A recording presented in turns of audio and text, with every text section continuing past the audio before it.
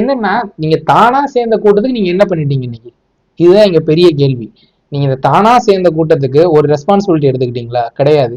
உள்ள வந்து 100 பேர் மிதிப்பட்டு இறந்துகிட்டு இருக்கப்ப போலீஸ்காரங்களும் மனுஷங்கிறது நம்ம உணரணும். அவங்க போயிட்டாங்கன்னா வந்து ஒரு நாள் நம்ம வந்து அவங்களுக்கு ஒரு அஞ்சலி செலுத்துவோம், வீர வணக்கம் செலுத்துவோம், ஒரு 4 நாள் அவங்கள தியாகிகளோட குடும்பம் பார்க்கும்.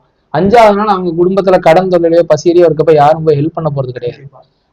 அவங்களுமே வந்து மனிதர்கள் தான்.